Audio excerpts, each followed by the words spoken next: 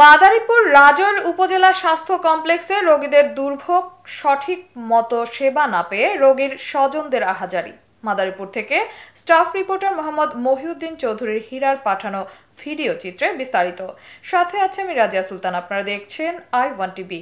মাদারীপুর জেলার রাজৈর উপজেলা স্বাস্থ্য কমপ্লেক্স প্রতিষ্ঠিত হয়েছিল 21 শয্যা বিশিষ্ট একটি পুরাতন ভবনে। বিগত সরকারের সময় হাসপাতালটি নতুন ভবন নির্মাণ করে 50 শয্যায় উন্নীতকরণ করা হয়েছে। তখনকার তুলনায় বর্তমানে রাজৈর উপজেলার জনসংখ্যা বৃদ্ধি পেয়েছে দ্বিগুণেরও বেশি। I1 টেলিভিশনের প্রতিনিধি সরজমিনে গিয়ে দেখতে পায় 50 শয্যা বিশিষ্ট হাসপাতাল হলেও বর্তমানে রোগী ভর্তি সংখ্যা 93 জন। না পায় বেড, না পায় বেডশিট, বালিশ ও ফোম। রোগী নিয়ে ভোগান্তিতে পড়ে স্বজনরা। তাই হাসপাতালটি অতি দ্রুত কমপক্ষে 100 বেডে উন্নীতকরণের জন্য বর্তমান সরকারের স্বাস্থ্য উপদেষ্টার দৃষ্টি আকর্ষণ করছে রাজৈর উপজেলা সাধারণ মানুষ। রোগীর স্বজনরা আহাজারি করে বেড না পেয়ে। হাসপাতালের সিঁড়ির পাশে বারান্দাতেও রোগীর জায়গা হচ্ছে না। নার্স, ডাক্তার সবাই হিমশিম খাচ্ছে। হাসপাতালে রোগীর তুলনায় ডাক্তারের সংখ্যা সীমিত। আউটডোরে প্রচুর পরিমাণে রোগীর ভিড়, প্রতিদিন কমপক্ষে 500 রোগী সেবা নিতে আসে। হাসপাতালে 14-15 জন ডাক্তার থাকার কথা, কিন্তু আছে প্রায় 7-8 জন। তাদের পক্ষে রোগীর সেবা প্রদান করা দুরূহ ব্যাপার বলে জানা যায়।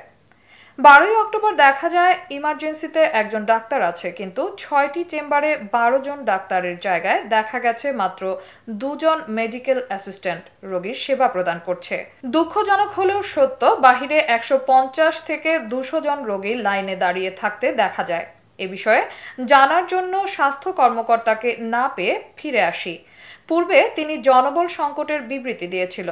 হাসপাতালে দেখা যায় চাহিদা অনুযায়ী ডাক্তার, নার্স, ক্লিনার, নৈশ প্রহরী আয়া না থাকার কারণে রোগীরা সেবা থেকে বঞ্চিত হচ্ছে। অসুস্থ কোনো রোগী এলে বহন করার মতো একটি ট্রলিরও ব্যবস্থা নাই। ভ্যান রিকশার মাধ্যমে 3 তলা ভবনে রোগী উঠাতে হয় এবং কোনো পরীক্ষা নিরীক্ষা করতে হলে বাহিরে ভ্যান রিকশা নিয়ে 2য় তলা, 3য় তলা থেকে রোগী প্রাইভেট ক্লিনিকে নিতে হয়। পরীক্ষা নিরীক্ষা করার যন্ত্রপাতি হাসপাতালে থাকলেও ব্যবহারের যোগ্য নয়। রাজৈর উপজেলা হাসপাতালে বিকল্প বিদ্যুৎ ব্যবস্থা নাই। যদিও হাসপাতালে নিজস্ব একটি জেনারেটর আছে, বিকল্প বিদ্যুৎ উৎপাদনের জন্য সেটা ব্যবহার করা হয় না। জেনারেটর চালানোর জন্য ইঞ্জিনের তেলের ব্যবস্থা নাকি সরকার বহন করে না। নানা সমস্যায় উপজেলা হাসপাতালটি জর্জরিত।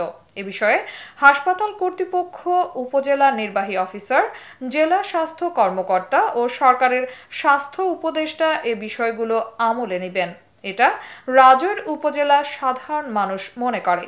এতক্ষণ সঙ্গে থাকার জন্য ধন্যবাদ। I1 টিভির নিয়মিত আপডেট পেতে ভিজিট করুন আমাদের ওয়েবসাইট, ফেসবুক, ইনস্টাগ্রাম ও ইউটিউব চ্যানেলে।